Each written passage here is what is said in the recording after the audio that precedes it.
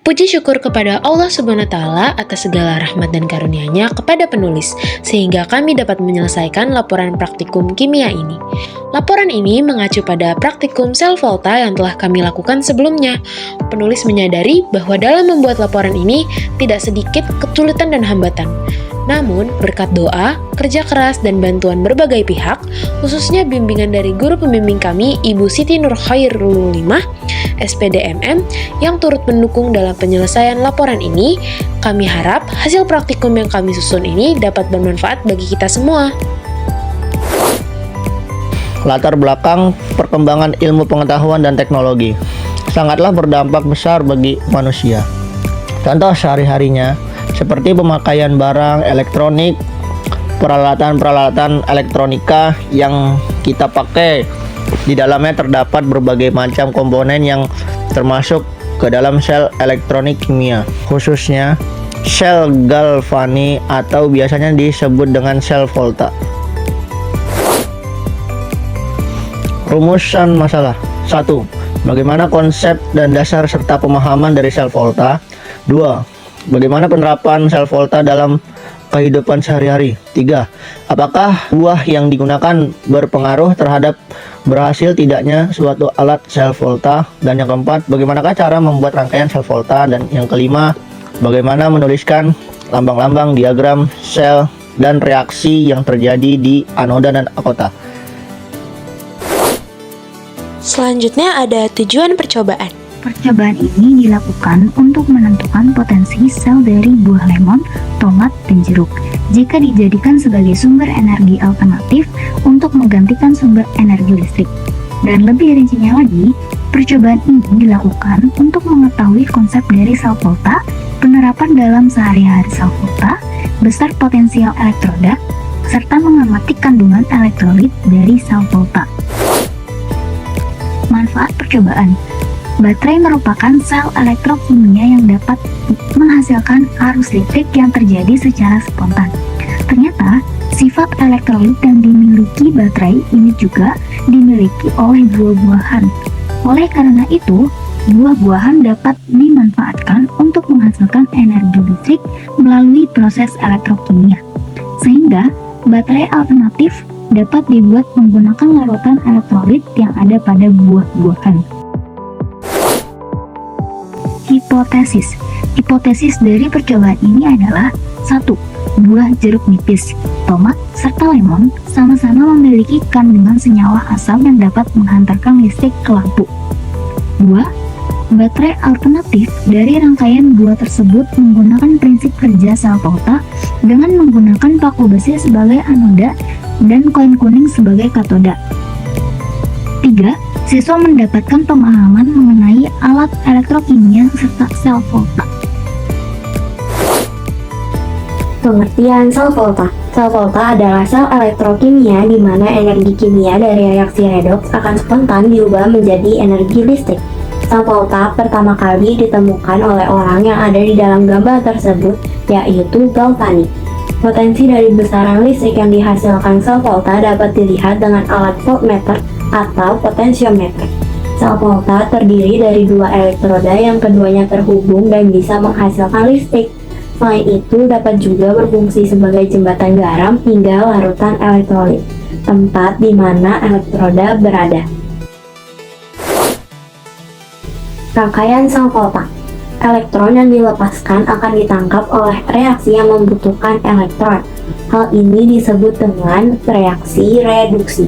Kemudian adanya transfer elektron, di mana reaksi redoks terjadi pada dua pelepasan dan tertangkapnya elektron. Transfer elektron ini menyebabkan munculnya aliran listrik, sehingga reaksi redoks yang berlangsung spontan ini disebut sebagai sel volta. Reaksi dan notasi sel. Dari rangkaian sel volta sebelumnya, maka didapatkan bahwa seng sebagai anoda akan mengalami oksidasi menjadi Seng 2+ ditambah 2 elektron. Kemudian, tembaga sebagai katoda akan mengalami reduksi dari Cu2+ ditambah 2 elektron menjadi Cu. Hasil dari susunan sel volta tersebut dapat dinyatakan dengan notasi sel atau biasa disebut dengan diagram sel.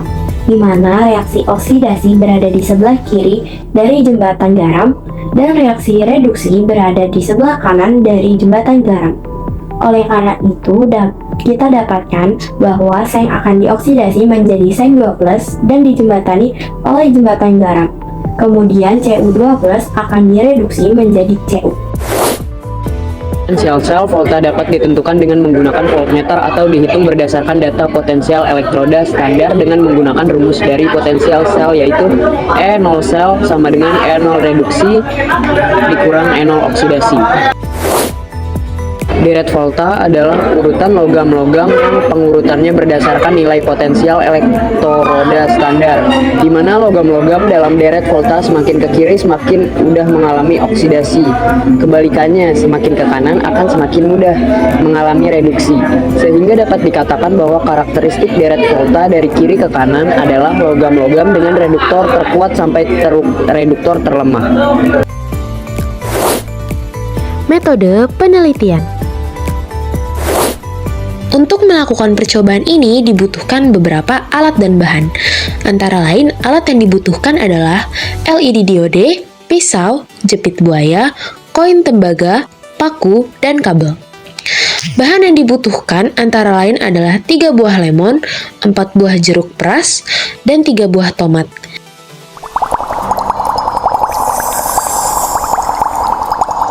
Langkah yang pertama kali dilakukan adalah membuat lubang dan celah pada kedua buah lemon untuk meletakkan koin dan paku. Kemudian, koin dan paku yang telah disediakan ditusukkan ke dalam lubang yang telah dibuat pada lemon.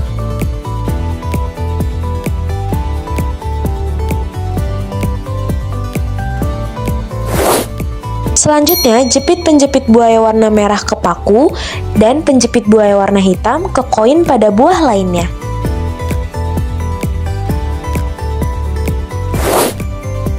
Kemudian, sambungkan kedua ujung kabel rangkaian ke lampu LED diode yang telah disediakan, kemudian amatilah apa yang terjadi.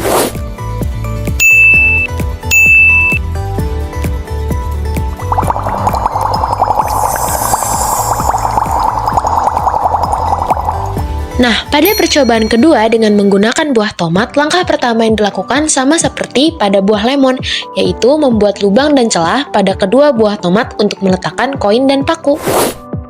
Kemudian, koin dan paku yang telah disediakan dimasukkan ke dalam kedua tomat.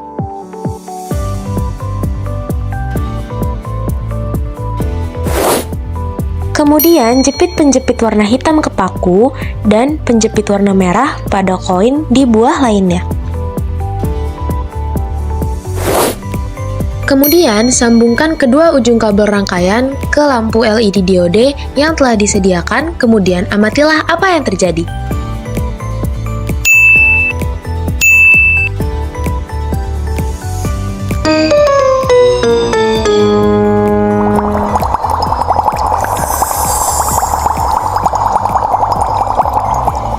Pada percobaan ketiga, kami melakukan kolaborasi dengan kelompok Nur Layla dengan menggunakan jeruk peras, menggunakan langkah-langkah yang sama seperti percobaan 1 dan percobaan 2.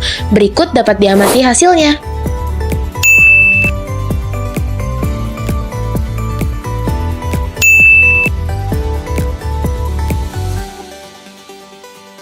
Tapi tunggu sebentar. Untuk memahami materi ini, berikut adalah gambaran dari rangkaian jeruk yang kami buat. Ya, boleh lanjut lagi videonya.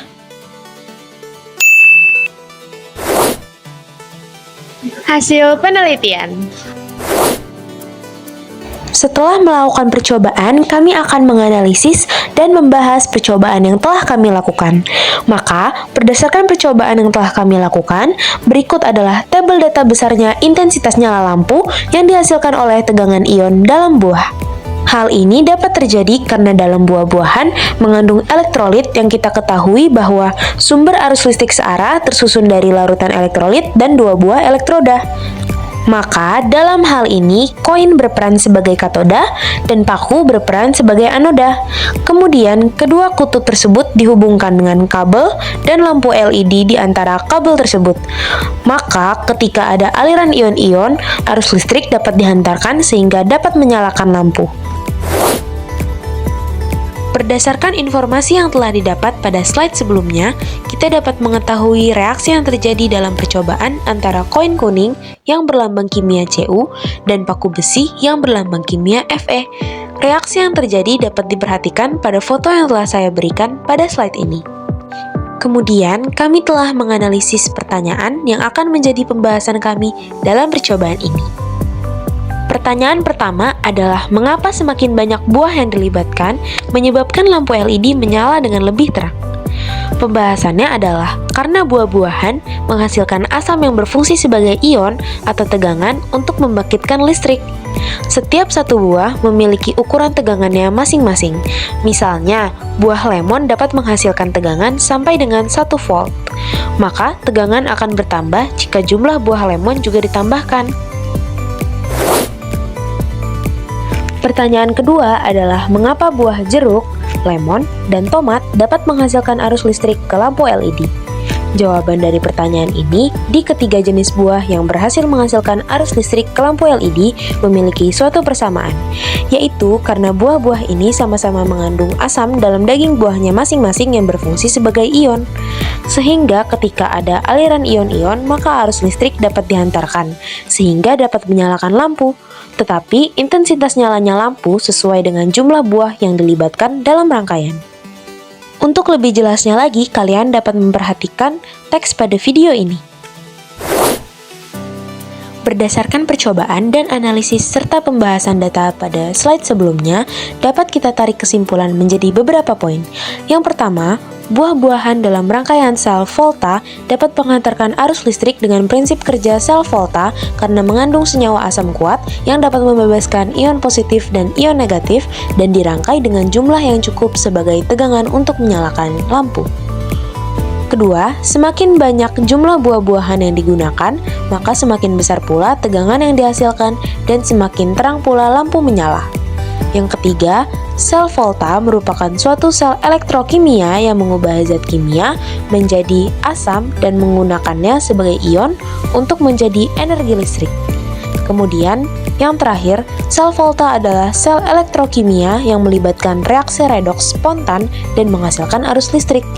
Untuk lebih lanjutnya dapat diperhatikan pada slide ini. Terima kasih telah memperhatikan video dari awal sampai akhir. Kurang lebihnya kami mengucapkan permohonan maaf.